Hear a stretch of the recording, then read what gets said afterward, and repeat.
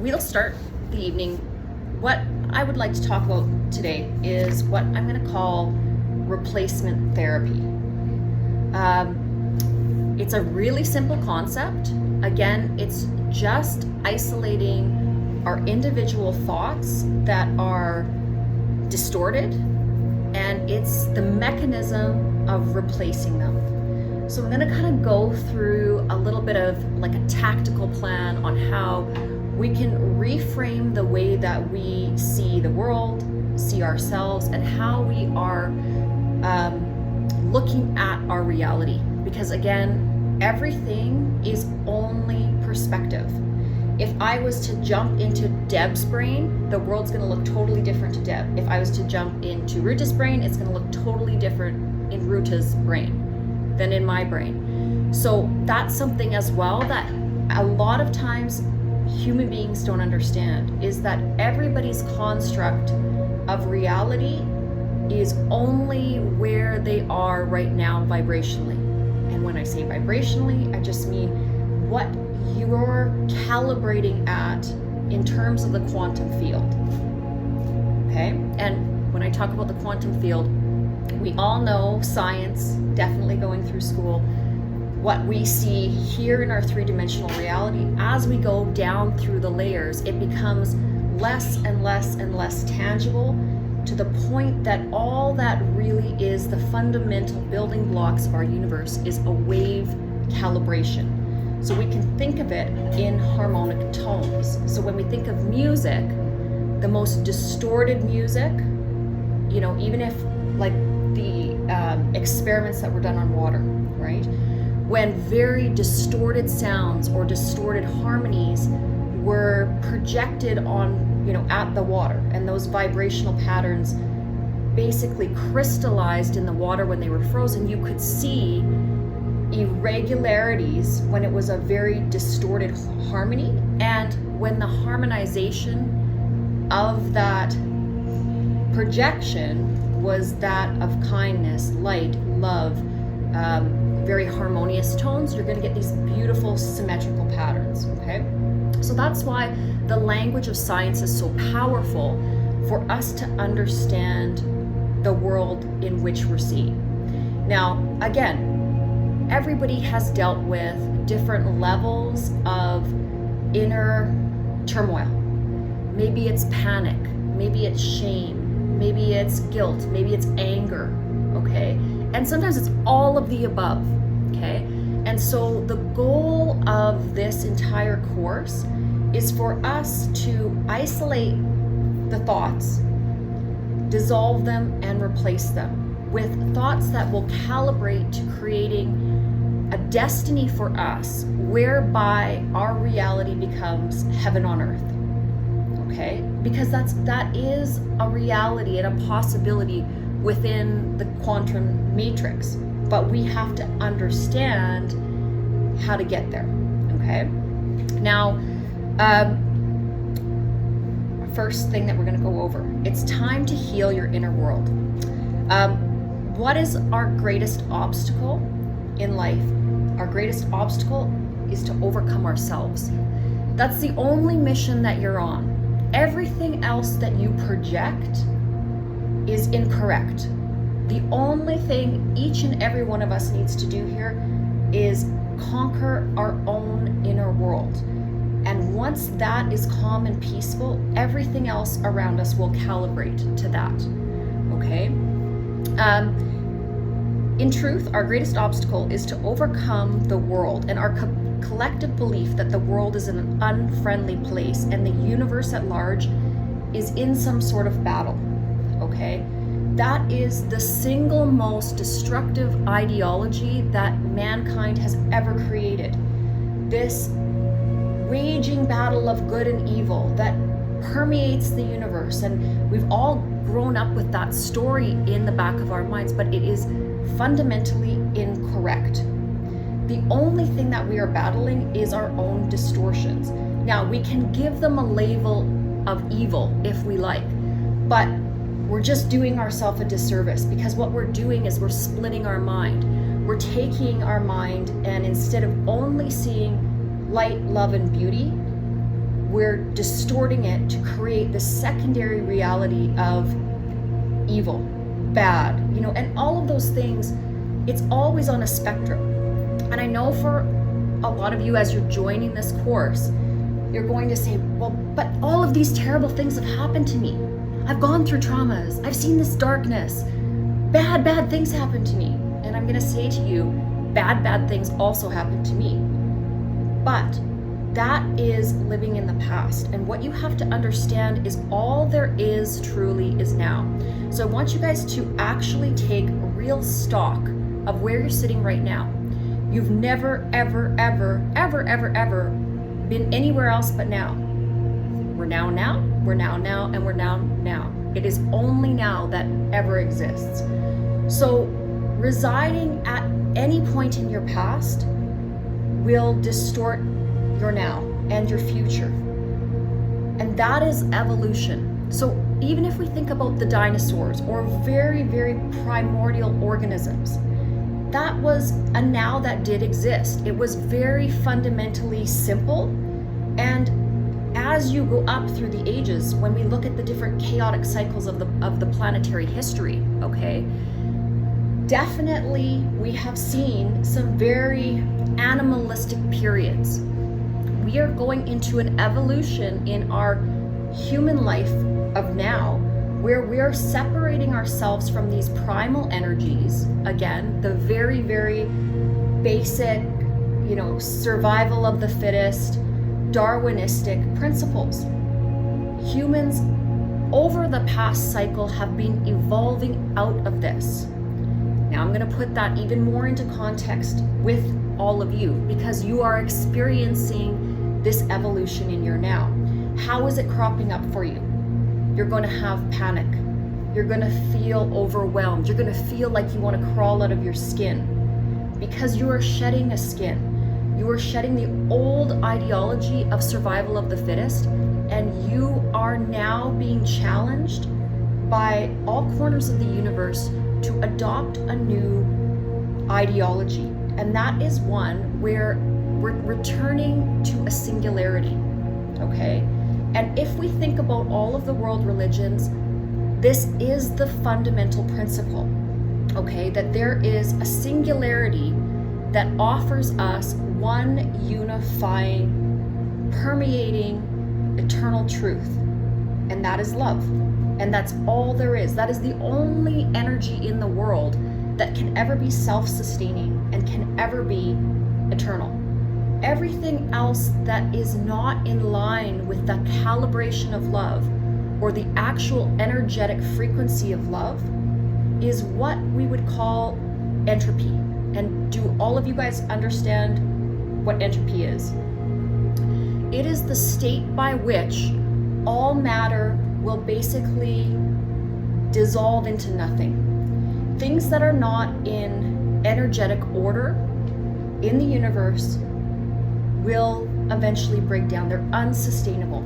So if you really want to look up the scientific principles behind it, look into entropy. And that is what our minds are moving away from. So any distortion or anything chaotic is something that breaks down, okay? It is the essence within ourself that is non-eternal. That's okay. We're young souls. We're learning. That is why we're here. So that's okay. Don't fear that. Don't get frustrated by it.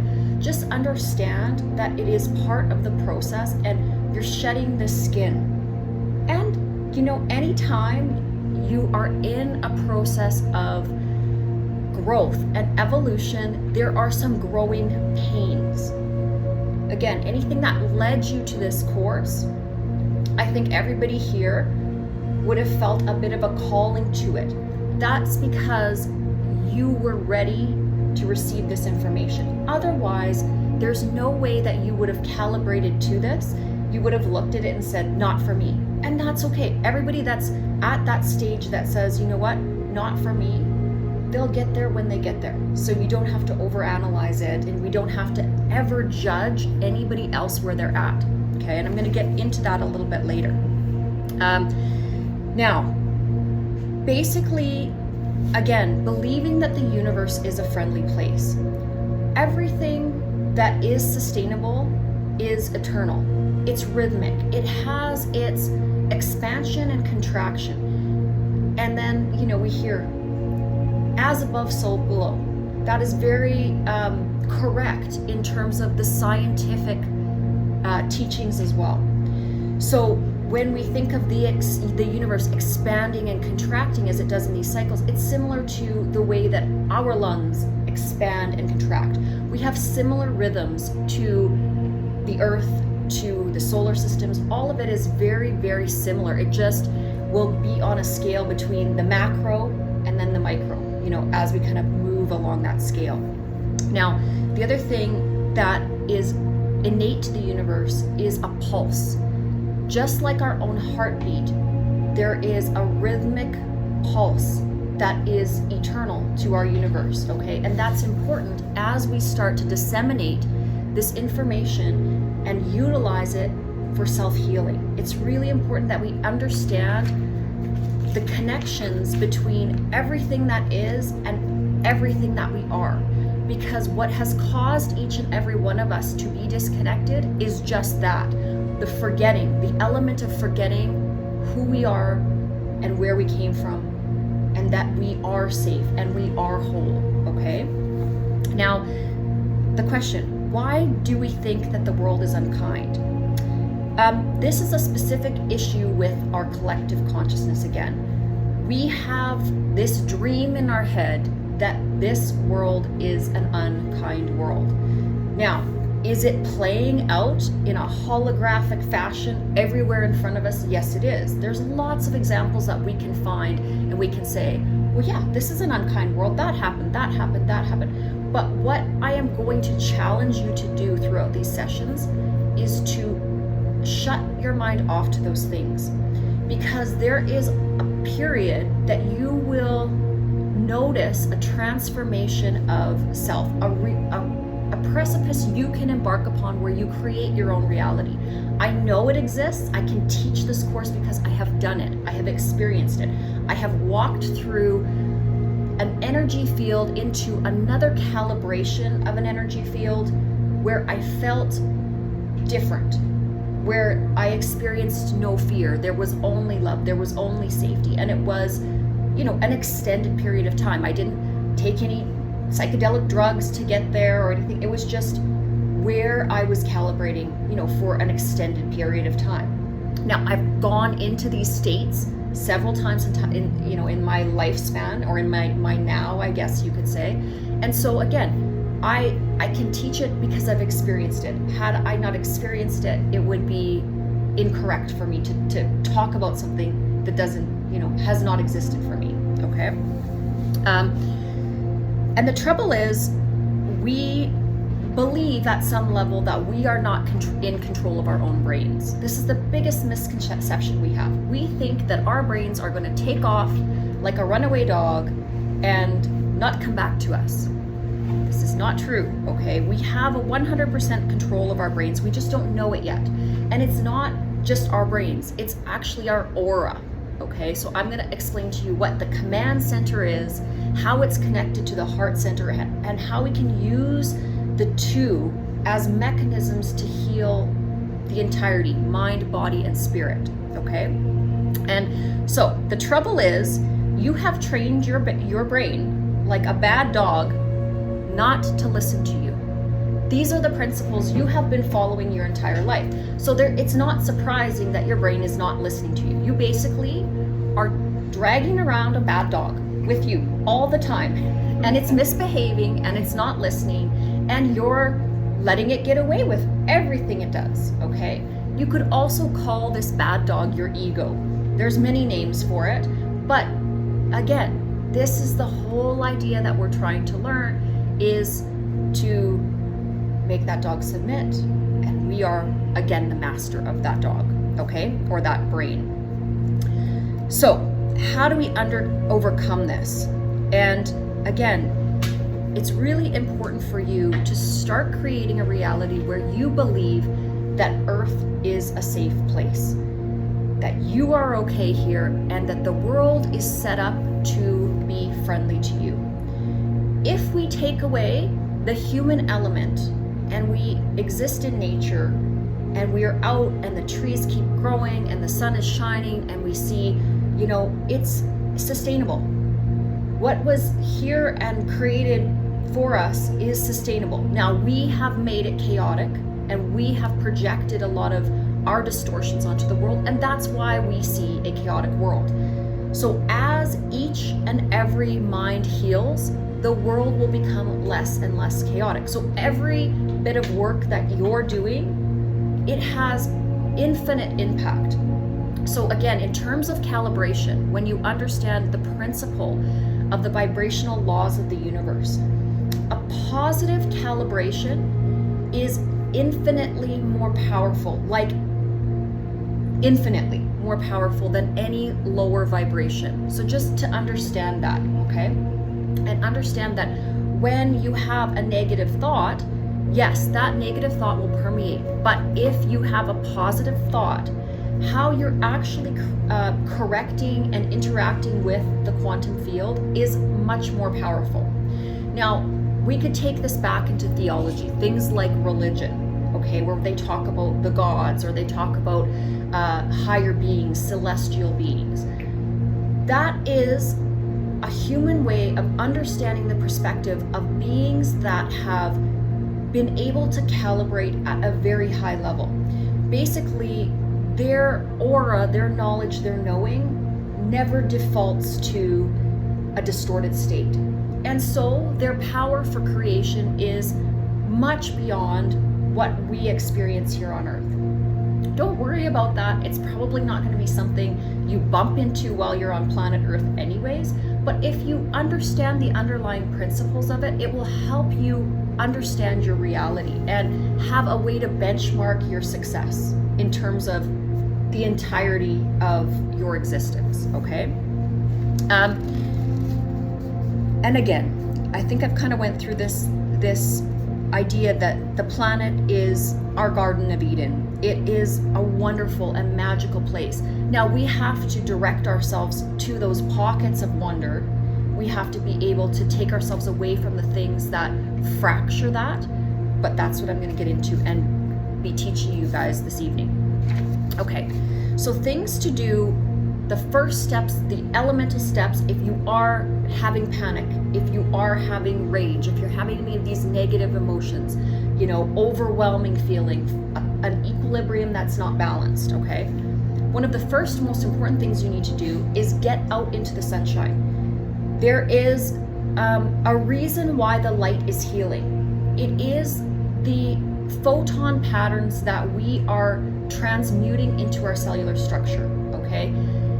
The photons communicate with our cells. It's very, very important to understand that. And each photon carries with it information. So when you are shielding yourself from the light, you're going to start feeling unbalanced. You need to get out into the light. You need to see, the bright of day. You need to get into the sunshine. So this is one thing that's going to help to calibrate you and heal your mind. Get out into that sunlight, okay? Breathe that fresh air. Do not be hiding and, putting all the dark curtains down. It's okay to be doing that in your sleep cycle. That's great. Just like a seed is germinating in the soil before it starts to grow and photosynthesize, we have our own germination period with each daily cycle. That's our sleep cycle. That's where we go into our darkness so that we can come up again the next day, okay?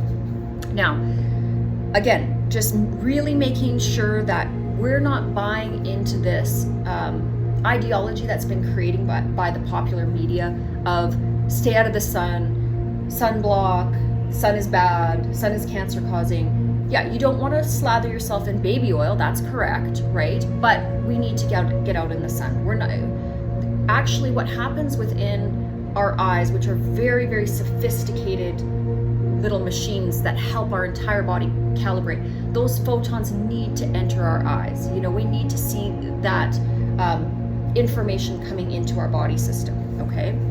Movement is also key. Why we've seen a lot of mental illness in the last 100 years, centuries specifically, is the lack of movement, okay? This is a universe of movement. Again, remember I was saying expansion, contraction, expansion, contraction. Everything that is reality is a symphony. It is a constant movement. It never stops, it never ends.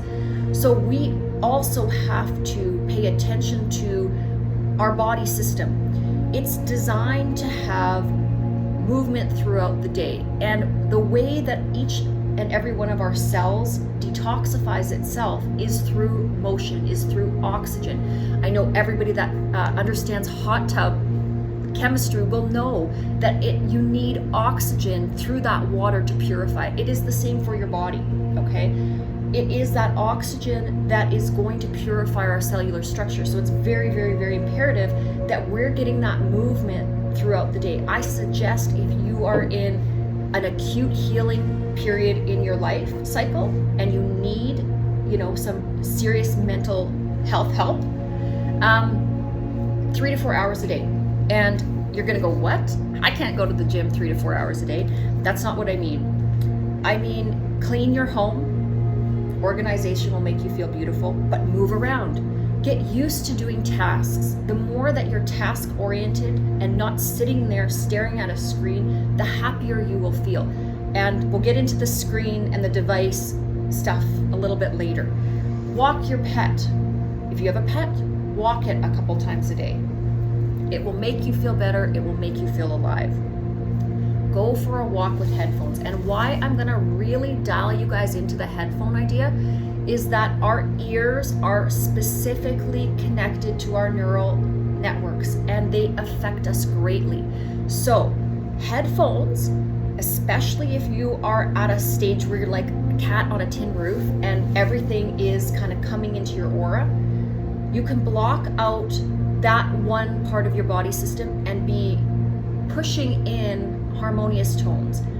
I like the 1111 frequency. You can always type into any type of music app different frequencies. 3333 hertz, 4444 hertz, 1111 hertz. These different tones, if you study esoteric teachings, actually were used by the ancient Egyptians. A lot of the very first people of our cycle understood these very powerful tones and how they affected the cellular structure. So again, I cycle through them. Each type of tonality will help to recalibrate a certain part of your cellular structure, right? So use all of them. And if you Google them, they'll tell you how they will help to transmute gentle energy for your actual auric healing, okay? So if you're going for a walk with your headphones, what aren't you hearing? You're not hearing sirens, you're not hearing screaming, you're not hearing dogs barking or certain decibel tones that what it's going to do to your primitive brain if you hear those alert symbols, and what happens to your adrenal system is every time you hear a harsh tone or a harsh sound, you get a spike of cortisol, stress chemicals. She's here. Hello. Hey, hon, how's it going?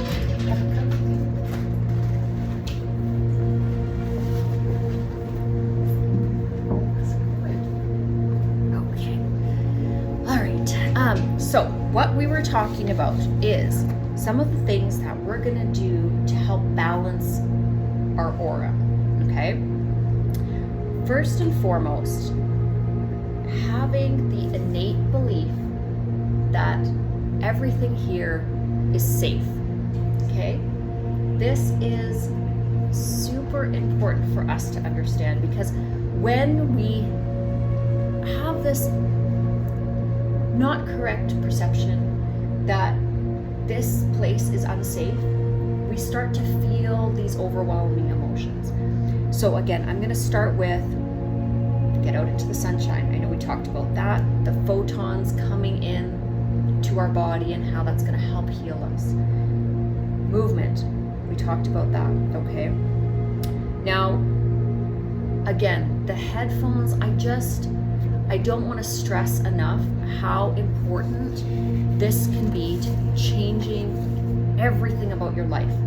So let's imagine that you are living in a really chaotic situation. Your house life is chaotic. Everybody around you is constantly rushing. They're angry, they're fighting, they're arguing. What do you do if you're stuck in that environment? You know what you do? You put on your headphones and you put on, again, those nice gentle tones, and you just wash out the world. And what you're going to want to train yourself to do is train yourself to go into a visualization state. Some people call it meditation. It's just where you're going and quietly daydreaming about reality creation. And this is why I started talking about the fact that you can create whatever beautiful destiny that you like. Everything is available to you, but it is up to you to write the story, okay? And don't be afraid of that. It's okay. It's okay that you are able to write the story, and be creative about it. You know, if you want to be a mermaid, be a mermaid. If you want to have a winged horse and a dress with feathers and, you know, a gorgeous crown, it is only in your mind. It's not going to hurt anybody. And it might just create a overwhelming sense of joy and bliss. Okay? So don't be afraid to think wonderful thoughts. You know, don't be afraid to be like Walt Disney and transport yourself into a place that is only in the imagination. You know, when each and every one of us walk into Disneyland, we instantly feel like we're in another planet. You know, it is the place where only happy things happen. You know, people are spinning around in teacups. There's the Mad Hatter, you know, having his crazy party. And then you see, you know, the space world and all these different things, all these different places we can go. So what these amazing, powerful people throughout history have shown us is that if you can dream it, you can do it. You can do it, but you have to have immense faith in your crazy dream. And the more crazy and beautiful you make your dream, the more powerful it is. So what you'll also find is that the universe will come to support you the more beautiful your dream is. A great example of that is this building, okay? The more crazy I would make my imagination about how this might manifest, the bigger and bigger and bigger and bigger and bigger things have started to come. And I only dream bigger and bigger and bigger, because the more that I dream for the healing and love of everybody else, the more that is attracted to the creation of that. And that has a caveat, okay? And what I mean by that is, if your reality creation is only for yourself and it leaves out all of the other pieces and parts, you will find the universe does not have much in terms of resources for you, other than it will give you a lot of lessons. When you're in a selfish state, meaning you are trying to take from others in an unbalanced way, the universe will give you lesson after lesson after lesson. And it is not doing this to be unkind. It's doing this because it wants you to eventually learn the lesson that when you utilize this powerful command center of our thoughts and you calibrate it with your heart, that is when you come into a magical place, because you are doing for the entirety of the universe. You are attuning yourself to helping and healing others and loving others. And that's where everything connects. That's where we become a collective consciousness, okay? And that's also where fear dissolves, because when we are united together and the common goal is always the betterment of the other, it becomes like a snowball. It becomes like this energy force where, and actually Deb and I were talking about it the other day. I was just sitting there thinking about all these different ways I could improve things for my instructors, make their lives better, make them more money. I never even thought about how it would affect me. And then she's sitting at home thinking, I'm just trying to figure out how I can make things better for Barb. And we're just like, whoa, this is so cool. Like, it was just like, just this energy. And again, what you're going to feel in terms of your actual energy inside your body is when you're moving in this pattern, there's an oscillation that happens. So on a very basic quantum level, things will start to oscillate between the parties that are trying to help each other. Yes. What that oscillation is, just so you can understand it, the label we give it here, because again, there's layers of reality that have no words. Please understand that. So it doesn't matter if you call it love, but that's what we call it. In English language, here on planet Earth, we call that oscillation love. And all that means is that it is a balanced exchange of energy between two loosely bound energetic fields. I am just an energetic field, you're an energetic field, you're an energetic field, but we're actually interconnected. There's no point by which the cells in my body don't bump into all the other cells and eventually connect. Everything is interconnected, okay? So that's the other thing that you have to understand with fear, which is, again, a distortion. Fear is not really real because we can't ever be disconnected from all that is. We are always connected to everything, and we are eternal. Before you opened your eyes as a baby, there's no fear about that. I don't think any one of you inside your stomach or your soul is afraid of 6 billion years ago. No, you were there then, you will be there 6 billion years from now. It's a construct of space-time reality that we are in at the 3-dimensional level. Now, I'm not going to get into the heavy science of this in this lecture, but there is a heavy science and it's provable. It is without a doubt provable. And time again, the physicists show us that this is the correct version of reality, and we can't dispute it.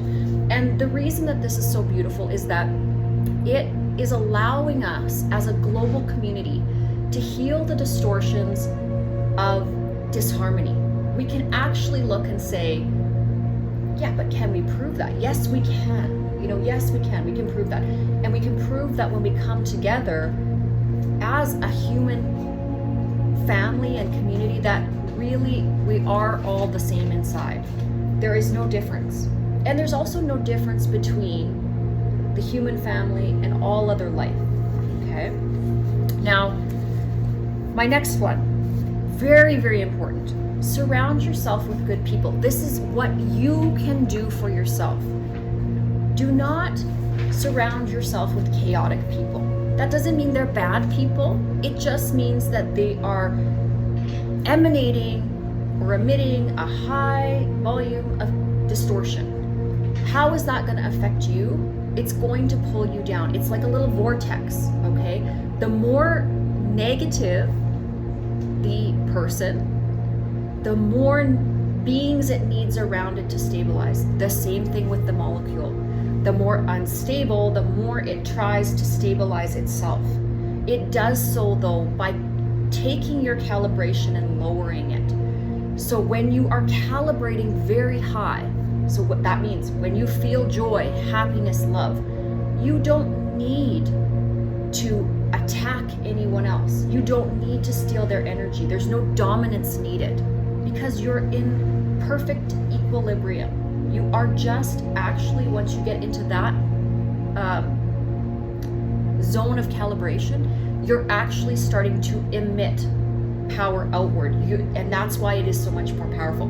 When it's negative, it steals power away from the quantum field. When you're in a positive calibration, you're adding energy to the quantum field. And that is why it is so much more powerful than a negative thought or a negative state of being, okay? Now, again, don't listen to gossip. If there are people around you that are gossiping, and we all know what that means, just talking negatively, just for the heck of it, replaying stuff that is not in the now, that is just troublesome. It's not happy. So, stay away from those sort of people. Negativity of all kind should be blocked out if we are in acute brain healing. So if we're really in a state where we're finding that we're not feeling balanced, Do everything you can to stay away from negativity. Once we're in a real power position, once we're really a force for positive energy, then we can start to help those that need to be brought up, because we have a strength that is kind of formidable. It's like unshakable, right? And that is our job once we reach that. Once we reach that high level of calibration, that's when it becomes our job to help others. And again, that is the service, that is the teaching, that is the calling, the way, the light, okay, that so many esoteric traditions have talked about. It's all the same thing. It doesn't matter what book you read, it's the same calling, okay? And that's the call to service, the call to help, the call to lift others, okay? Now, again, if music is very important. So if you tend to relive past events that are only really stuck in your mind through music. So let's say you'll put on rageful music, or you'll put on like sad music. It's really doing your brain a disservice to remember that stuff, because what you're doing is you're making that the dominant state. So every time you replay something that happened in your past, your brain, actually what happens with the neurons inside your brain is they move closer together. That's just how the brain was built. So it's going to be closer, and the closer it is, the quicker the synapses fire. And a synapse is just that little electrical current that goes off when you have a thought. On the projected screen of reality, we perceive it as a thought, but in our brain it's just a little electricity firing between two cells. Okay? So once we understand this principle, it's like what we want to do with all of those negative thoughts is we want to bring those synapses apart, as far apart as possible, so that it is not the go-to or predominant pathway in the brain. And how we do this, and why I wanted to talk about it being replacement therapy, is as soon as one of those thoughts kind of does its thing, a negative thought form, a distortion, we just want to identify it and then instantly utilize our heart. Emotions are extremely powerful, so we're going to utilize our heart and we're going to try to get into a state that is one of the positively calibrating emotions, okay? Really, really important. I'm going to, and I have them, here they are. Okay, so the positive calibrating emotions that I want you to try to practice getting into would be joy, happiness, curiosity, excitement, adoration, admiration, compassion, courage, hope, faith, pride in others, pride in yourself, caring, helpfulness, love, bliss, calm and comfort, gratitude and thankfulness. And you can choose any one of these, okay? And you can just kind of, like, if it's overwhelming to choose them all until you get to be a real expert and a wizard with changing your thought patterns, just pick one that's really easy for you. Like, if you're really a curious person and like a goofy, giggly person, and for you the easiest way to snap out of a negative thought is to just think of something totally stupid in your head so that you're internally laughing, then do that and make it, you know, and people are like, why are you walking around like giggling all day? But it's good, because even if you are walking around giggling inside to yourself all day, people are gonna like you. You know, they're gonna feel that inner child inside of you, even if you're not speaking any words, even if you're just, you know, kind of off in your own little world. That's okay. We've been taught that daydreaming and being off in our own little world is incorrect. It's actually the most correct, because the only world you do have is your own little world, okay? So this is the purpose of this course, is to teach you how to create it in the most beautiful way.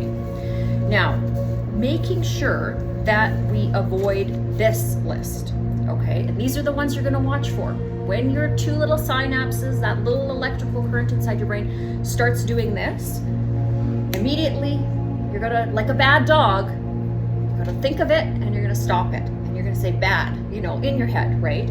But anger, hatred, sorrow and sadness, regret, judgment of yourself or others, shame, jealousy, bitterness, disdain, hopelessness, fear, panic, frustration, selfishness, boredom, haste and impatience and disgust.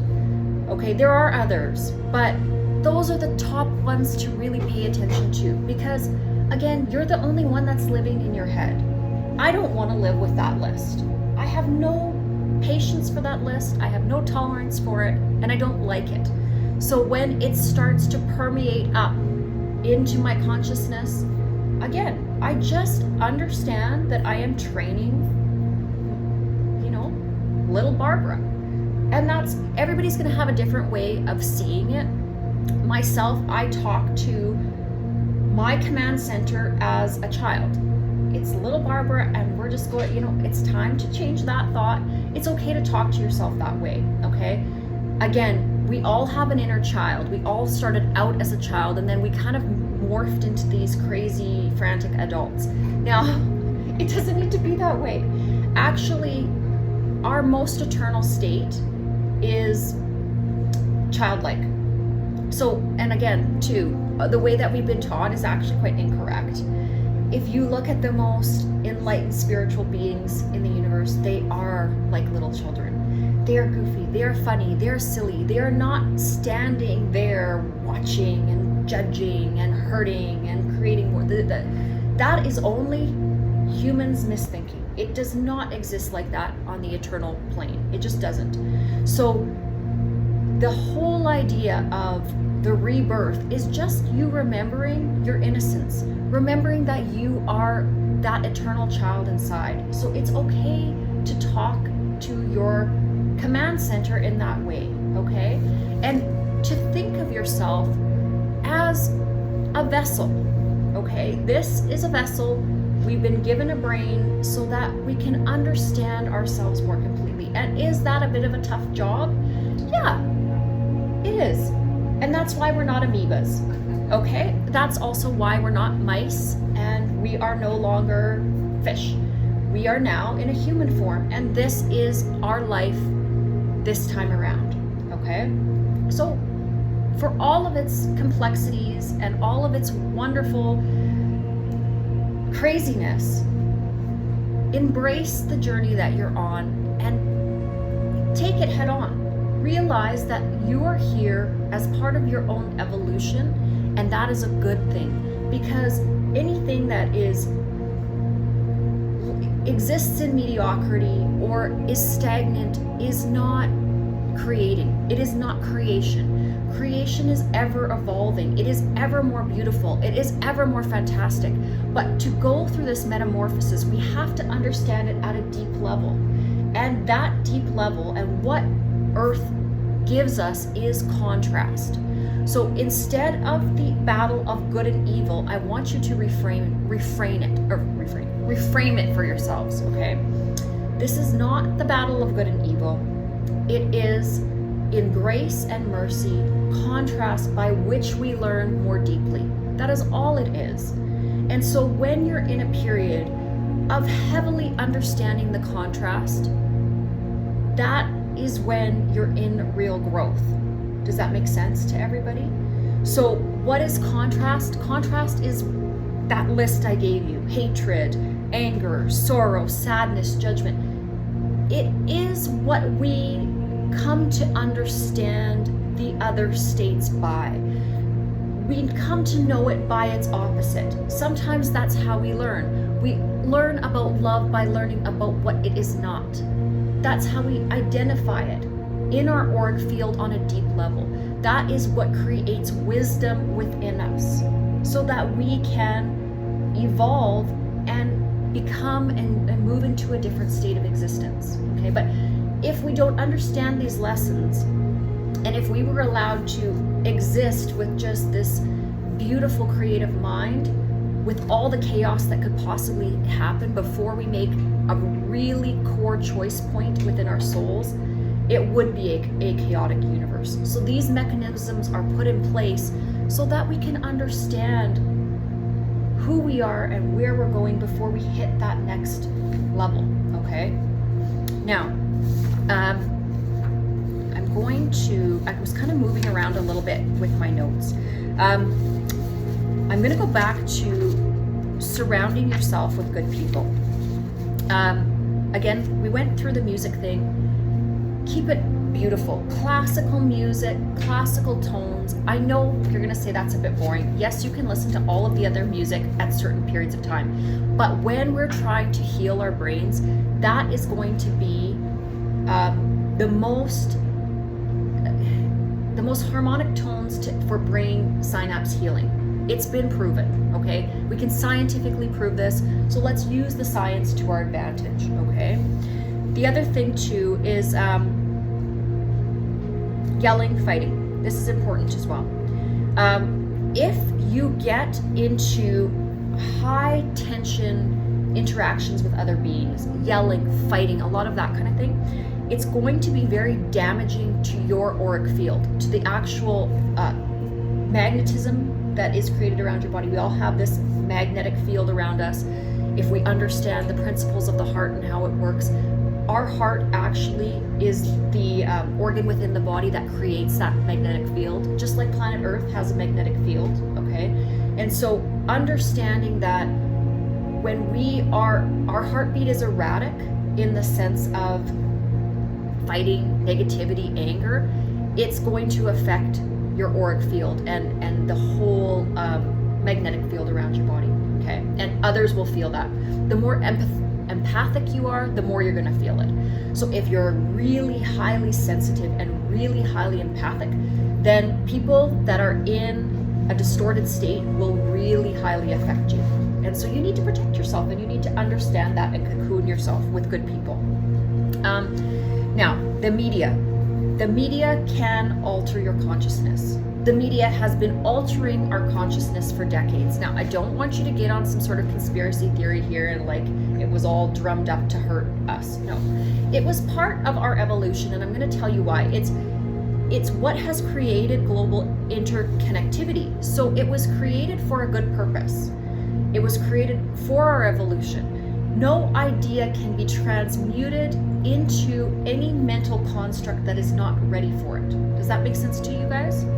So if a being is to incarnate on planet Earth, somebody like Gandhi or Albert Einstein or Oprah, these highly evolved beings, they aren't able to actually exist here unless the environment is ready for them, okay? It basically, the vibration of the planet has to raise to a certain degree before universal knowledge will be given over, because otherwise it just won't make any sense, or it won't actually disseminate into the population. So the internet, the media, all of these things can be good for us if we use them in a positive manner, but we have to again make the command center within ourselves obedient enough to understand how we're harming ourselves with the wrong type of information. What does this mean? Okay, a device, scrolling on it like this, what it does is it blocks your human connection. So let's say I'm having lunch with Madison and she's continually picking up her phone. I'll get into a dialogue with her and I'll start to connect, and my heart will start to connect to her heart center, and then I can start to heal her and she can start to heal me, and then we're actually exchanging what we're meant to do with another human being. We're exchanging that energy. Same thing with an animal. You know, when we're connecting, when we're giving them our energy, when we're being positive with them, the same sort of connection will happen, only it is a telepathic connection. So we are only communicating with that animal because they are non-verbal through basically our minds and our actions, our gentle actions. But you start to, and if you've had pets, you'll notice that the non-verbal communication is still there, that you still know they love you, you still understand that you love them. A lot of that will be coming from their eyes. You'll be able to tell that there's a connection coming from their eyes because they're focusing on you a little bit more. So what does the device do that is not good? It breaks that connection. It breaks that energy transfer. So make sure that when you are with your family, your friends, that you put that away. Because what it does is it tells them that you're honoring the connection and you're being supportive and loving for them, and you're being present for them. So that's really, really important. What we watch. Okay, there's, again, what I was talking about earlier, there's this pervasive ideology in humanity that the world is a bad place. every single thing, pretty much from the movies to television shows, the storyline is the battle of good and evil. There's always a Darth Vader, and there's always somebody that's coming with the lightsaber to save everybody else. The problem with this is we believe it so deeply into our core that we project it everywhere. So we have to start adopting a different storyline if we really want to progress in our evolution. And the storyline that we have to adopt is unity, oneness. We have to start looking for the similarities instead of the differences. So when we are presented with any other living being, we need to start, moving away from that division and just seeing commonality, only seeing the beautiful aspects in them. Yes, there might be some distortions, but you'll notice you do something to somebody when you only see their light. Their light grows. I see it all the time with students. They'll come in and they have no confidence. They've come from a broken home, or maybe they're coming in and they've been in foster care or whatever it is.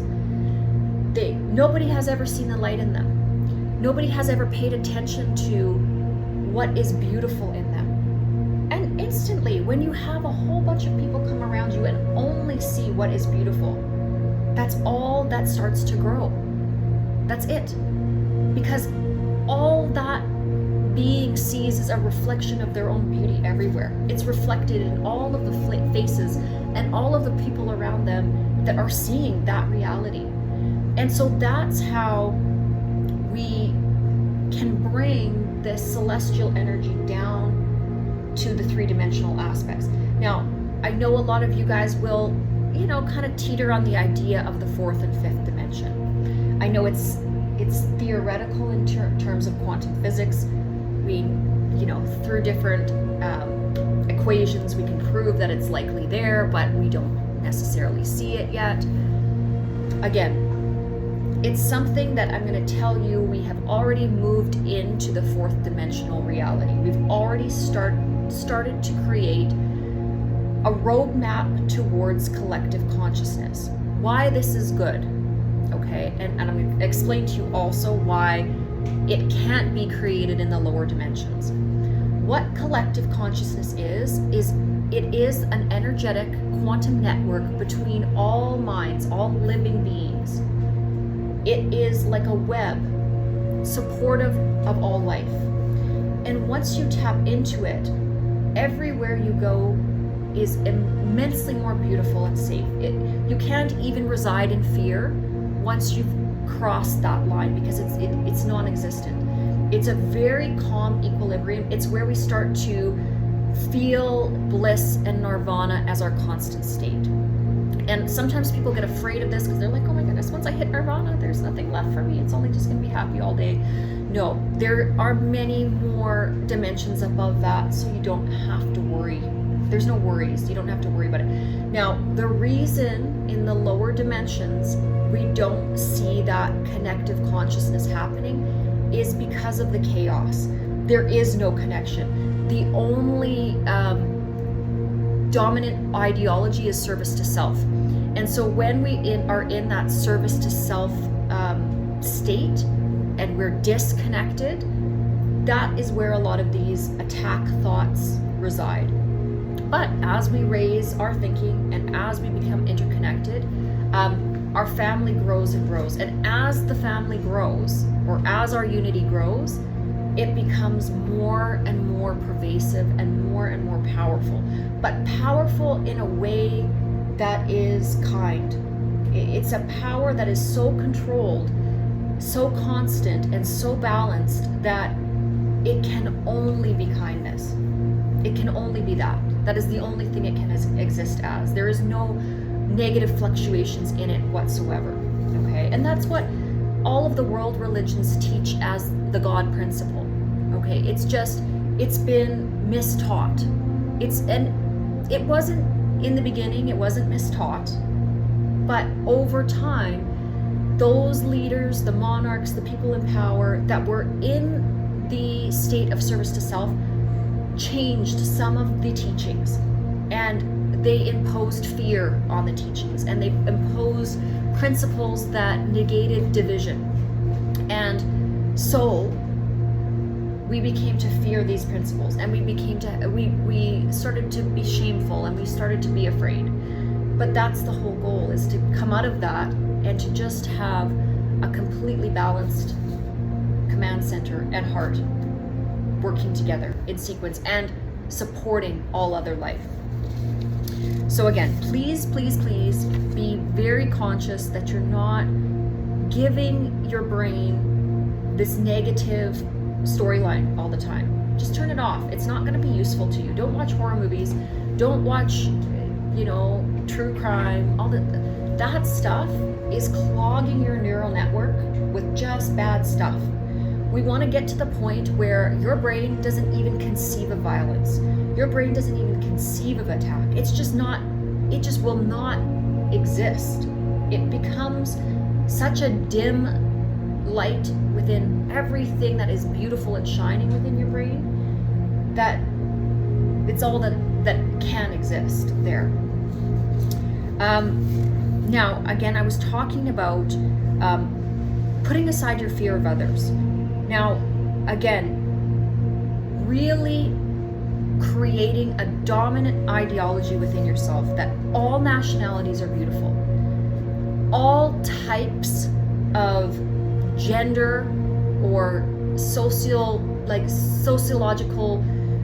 family units, whether it is two men together, two women together, whatever it is, just understanding that that's all just a form of being. Just like I said, some people want to be a mermaid, some people want to be a Pegasus horse. It's okay to be flamboyant. It's okay to be yourself. And so when we truly believe this inside and allow everybody to just be the most beautiful manifestation of themselves with no judgment, we just heal so deeply inside of ourselves, but we heal the other person as well. No people are above any other. There is no chosen people. I'm sorry to disappoint you. There is not. The only people there are people. Different Fitzpatrick scales, we learn about that in school. Yes, all that means is that there's a melanocyte within your skin that's a little gland, and some people have a little bit more pigment in that gland and some people have a little bit less. It is what it is. It's very, very, it doesn't need to be a horrible thing. It's a beautiful thing. Humanity is a kaleidoscope of all of these different curious beings that we get to experience. It is a joyous adventure. Whether it is the beautiful buildings in Moscow or the oriental structures that we get to see in Asia. I mean, this is all creativity that the human family has, brought into our world. So you need to start looking at each and every nationality for their epic beauty, for their epic creativity, and see nothing other than that. Now, no life form is below another life form. All life is sacred.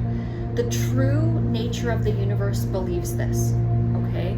So that's why if you experience something like a slaughterhouse or, something that you look at it and it's scary looking, that's because somewhere inside of yourself, you're calibrating to this is not right. And this is part of our evolution. Remember, we have the primal brain where it was service to self, and you could, be a lion loping across the savannah and you could take down another being and tear its body apart. That is a very, lower vibrational existence. It's not bad.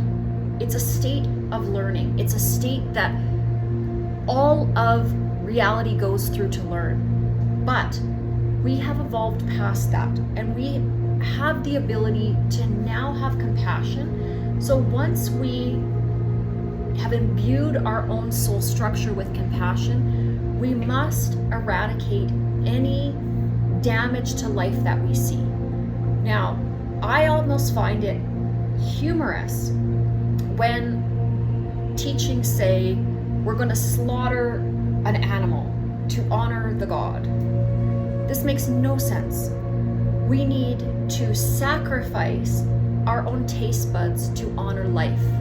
That is the highest expression of love. To take another life and say that that calibrates with an all-loving creator is incorrect. It is just simply not correct. The only true balanced calibration is all life is sacred and all life should be honored. And that doesn't mean that you're going to become a vegetarian tomorrow, okay? But it is at least a piece of the puzzle that you will slowly start to integrate into your aura so that you can feel the most pride about how you walk across this earth. It means that you are the most open and the most compassionate at all times that you are in existence. And when you serve creation that way, you'll find a lightness within yourself. It is your due diligence to every aspect of your life. So again, if somebody else is at the stage where they want to have a hot dog, you don't judge them because you had a hot dog at some point as well. You likely were a lion on a savanna and tore apart a gazelle. We all have that holographic nature to us, meaning that we have a mirror of everything that has ever happened in the universe lives within us. So they're starting to prove that water actually has within itself the ability to contain the memory of everything. Well, what are we? What are beings and plants and everything? They contain water. So there is a mechanism within the self that we can tap into to really understand that universal intelligence. And we may not be ready for it right in the beginning, but as we grow, we will know. We will have that innate wisdom and we will just know to the core of our being what is correct. Now, we must help those in need. What does that mean? Once we hit the choice point where we decide service to others or service to self, it is the point at which our soul calibrates. This is the whole purpose of us coming here. We make that one crucial decision. And it's once we choose that, there's no going back. If you are on the path of service to yourself, it's chaotic, it's traumatic, and you will be a force for destruction and you will be a force for a lot of contrast. So that's also where we say we don't judge that path because it offers learning. In this environment of the teaching, learning, teaching, contrast always also helps us at this stage. So we don't judge it, we don't hate it, we just accept it. That doesn't mean we accept when people do bad things to us, okay? I want to make that clear. What I'm saying is the things that we can do nothing about, we don't sit there being angry about them and hating them, and because all that does is it brings that into our being and into our consciousness. The things that we cannot affect, we do not bring them in. We close the door on those things. When we can affect things, that's when we take action. So if a student in the school is bullying another student, I know I can take action and I can write that and correct it. So that is a point where I can take action. I can be in service and I can be a good teacher. But if it's something a world away that I have no control over, I immediately do not bring it into my consciousness because there's nothing I can do until I hit a point where I can do something, until I hit a point where enough other positive beings alongside with me can make a change. And then collectively, that's when you start to tackle the larger problems in the world. When you have a very strong force of positive energy behind you. That's where we see women's rights movements. That's where we see people emancipated from slavery. When enough good people come together in a cause, for a cause, to make a monumental shift in the collective consciousness. And every time one of these events happens here on planet Earth, when we lift the consciousness and we create another equilibrium, we rise up. That's when new technologies come to planet Earth. That's when we see more information is disseminated from the higher realms down to us here, okay? But again, the next evolution that's coming is that evolution of the sacredness and unity and equilibrium of all life. Once planet Earth learns that, once we understand that all life, all beings, all races, all nations are all equally loved by the universe and all equally valued by the universe, this is the next precipice that we'll hit. And it will be one of the most powerful, because it is the last lesson to learn, okay? It is the final lesson to learn in terms of our three-dimensional reality. Now, I want to talk about replacement therapy a little bit here, about our dominant thought forms that we're regularly thinking, and then I'll turn off the camera too and we'll have a little bit of discussion about this. So if I'm thinking a thought, I get up in the day and I'm thinking, okay, I'm afraid to go to school, maybe I'm going to have a panic attack. I instantly identify that thought as being a lower vibrational thought form. I'm going to change that right away, and I'm going to say, I'm going to be showing up to school, I'm a princess, everybody loves me. Even if it's ridiculous, usually the more ridiculous the thought form, the actually better it is at correcting a negative thought form. I know that sounds weird, but the more fantastical it is, the more powerful it is. So, and the more it will make you smile. Like if you just say, oh, I'm gonna have an okay day at school. It's not very powerful. You have to make it fantastical for it to really kick the negative thought form out of the way. Say something like, my business is not profitable. My business is wildly successful and I'm going to be a billionaire. That thought is exciting. It's like a juicy apple. You want to bite into it. You want to think it. You don't want to just be like, oh yeah, I'm going to make my bill this month. Okay, how exciting is that? It's just not provocative. Okay, so in life, the human brain likes to calibrate to really, really negative stuff or really, really positive stuff. So understand how the pendulum swings. Push it over to the really, really positive stuff. Now, here's another one. I'm scared of nuclear weapons. You know, we all have these thoughts. Like, what if the world blows up? What if Putin blows us all up? Whatever crazy thought comes into our head, right? You have to replace it with, I'm safe. I'm supported. The universe is a friendly place. You know, I like to think aliens are protecting us and they'll never let a nuclear bomb go off. But whatever it is, find that funny, crazy thought within your head, smile about it, and then push the negative thought to the side. Every single thought we can do that. Every single thought we can use the thought replacement therapeutic method too. And it works. The more you practice it, the better you'll feel. And I'm going to give you an example of this. Let's say after this course, I was to kidnap every single one of you, put you on a bus, drive you out to a deserted island with a bunch of fantastic pygmy type people that have never, ever, ever seen modern reality. All these people did was dance all day long, you know, make beautiful food, sing, you know, love each other, and they were this tribe. Within a month or two, your entire neurochemistry wouldn't be changed, because all you would be experiencing was positive connectivity and safety.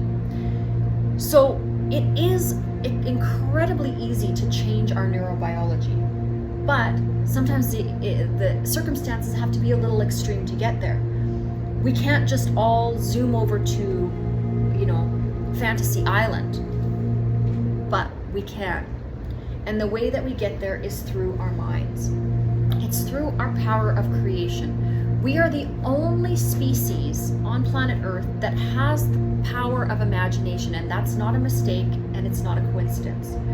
So our road to our own salvation, the road to our own nirvana, is through our own mind. And once we understand that that is the only doorway, and the key is the training that we can give ourselves, then we know that the path that we have to be on. Okay? Now,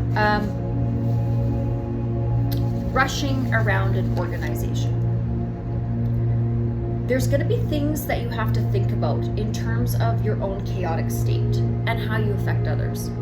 One of the most important things that we can do for our own mental health is stability, organization, and making sure that we're prepared.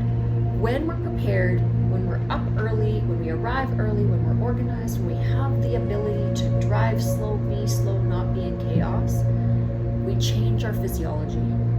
We breathe, we expand, we become light, we open ourselves to the world. When we are going so fast and we're not paying attention, we fail to see those around us who we can help. We fail to see the beauty of the world because everything's passing so fast in front of us that we miss it. And we become frustrated, irritable, and anger starts to set in. So, what you must do for yourself is slow down. You must slow down and be very diligent about your way of living. Become as a monk.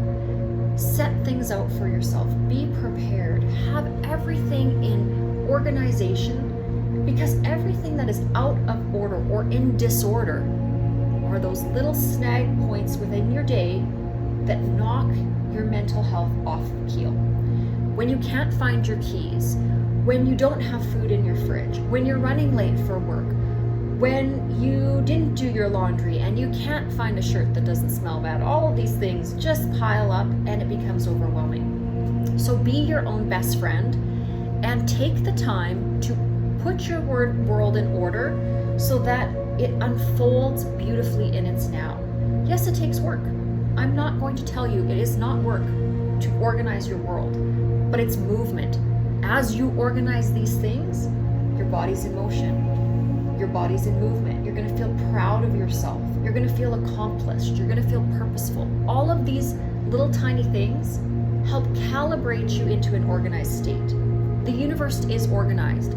The universe is self-organizing. This is no mistake.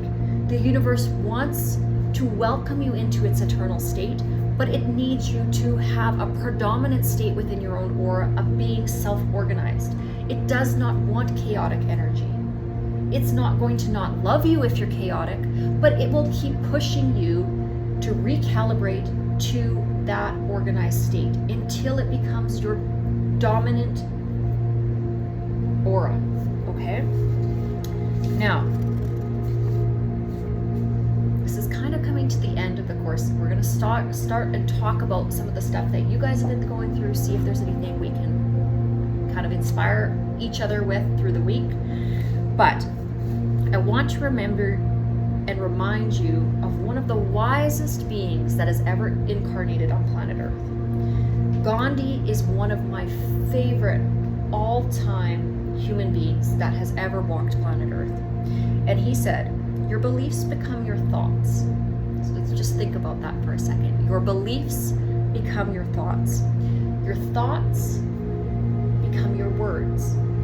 So everything you think is what you're going to speak. The word is powerful. The mental word that lives in your brain, the word you speak, and the word you write is some of the most powerful energy that we can touch here. It's the most tangible creative energy. And your words, they become your actions. Because what we write, we solidify it in the quantum field. We solidify it. And it is what precipitates our action. It is what precipitates the things that we do.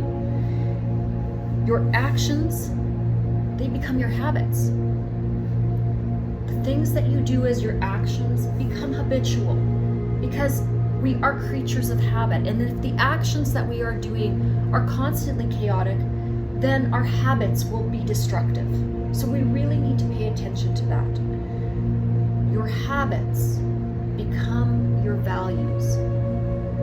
What you are habitually doing is what you value. It's what you're giving to the world. And what you value becomes your destiny. So in that wisdom, we can see the dissemination from the very start point of a mental image in our mind or a mental thought, how we want to have it filtered down through the levels of our very actions, morals, and values and become our destiny. Because our destiny is beautiful if we chart that course. But the only captain of the ship is you. It's the only captain on the ship. And you may be able to attach some lifelines to some other boats as you go along. That's the most beautiful part, once you have that ability. But the most important thing that you need to do right now is to get your own vessel on that road to the sun as quickly as you possibly can. Okay, thank you. I'm going to turn this part off.